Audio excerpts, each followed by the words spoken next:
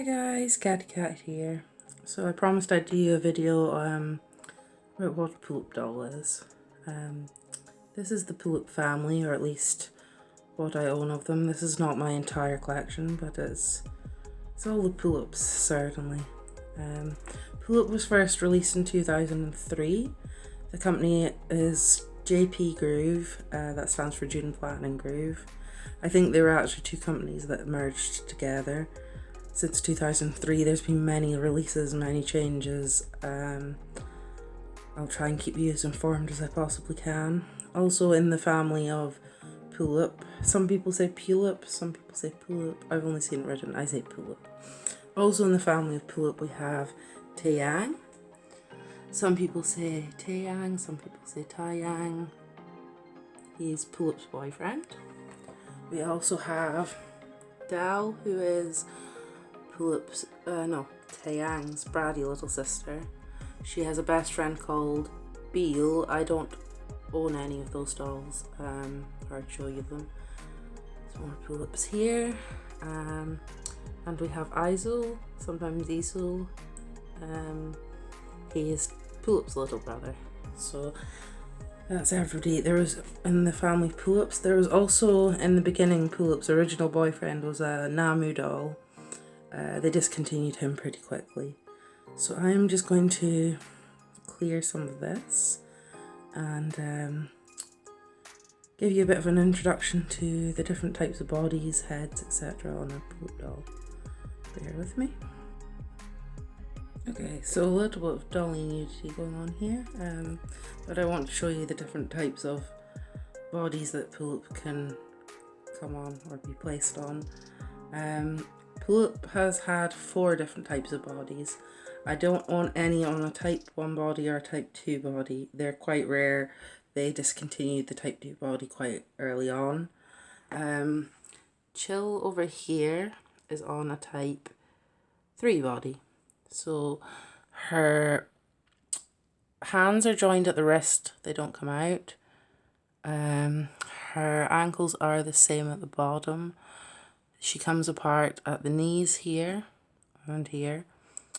Her arms come out of the shoulder blades here, which makes them a bit easier to get dressed.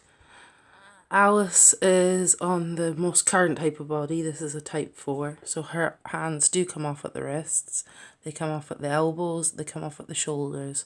They come off at the knees. They do not come off at the ankles. You can see that the body shape has changed a little bit since type 3. She's sort of got wider hips on the type 3. Type 4 was very slim, which made her clothes very slim, so sometimes it's a hit or miss whether they fit other dolls.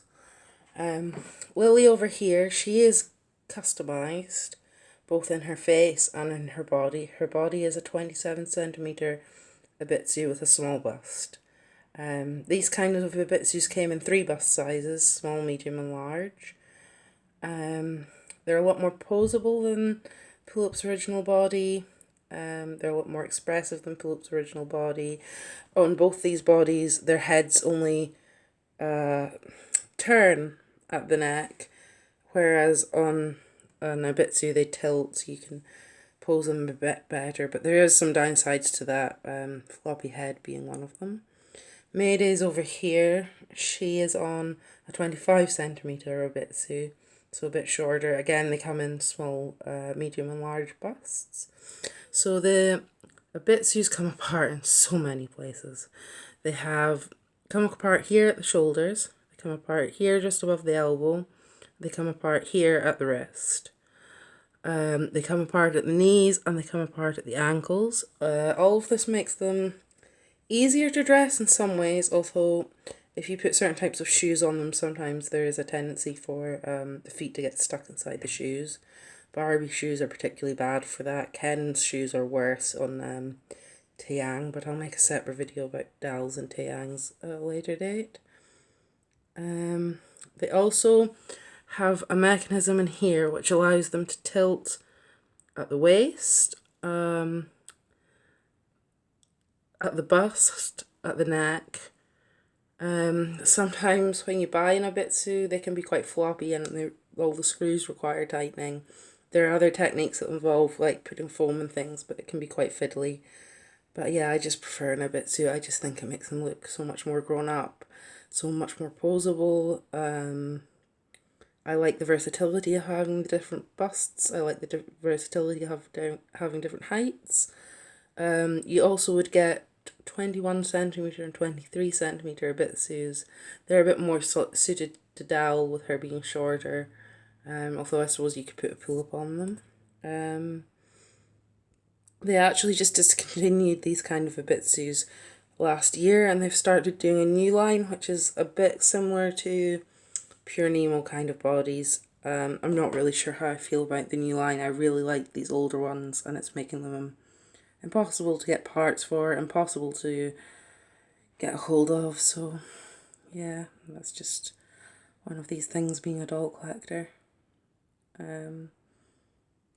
Poor Alice has a wee bandage on her hand where my child viciously chewed it. So next I will get these wigs off, and I'll talk to you a bit about their heads and their eye mechanisms and their faces. Okay guys, so pull-up comes with removable hair. When you buy a pull-up that is straight out of the box, their wigs are usually glued on. They're fairly easy to remove, but you can see some of them do have quite a lot of wig residue left on the tops of their wee heads. Lily has some Velcro that just helps her wig stay on because it's quite prone to falling off.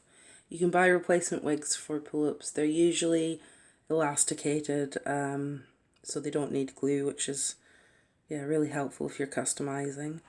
They have eyes. You can remove the eye chips in the middle of a pull-up's eye and replace them with something different. So Lily has different eye chips. Maydays has her stock eye chips. Alice and Chill both have their stock eye chips. They have eye mechanisms that allow you to move the eyes back and forth, and they have eye mechanisms that allow you to close the eyes.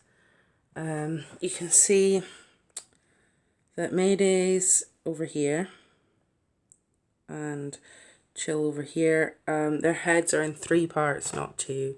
So they have this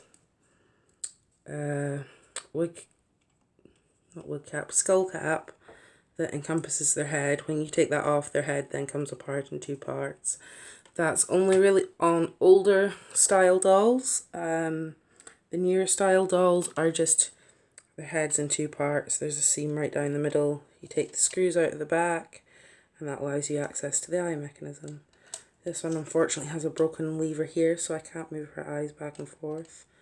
This is actually my child's doll, that's why it's not in good shape. You can close their eyes, and they stay closed on the newer versions. They do not stay closed on the older versions like Chill and Mayday's. On the newer versions from Cheshire Cat onwards, they have a 2-part eye mechanism, so you can close the eyes halfway or you can close them fully. All of this just really allows for making really unique dolls, allowing for customization. You can take their faces apart, draw your own faces on. Lily's a custom. I didn't customize her, somebody else did.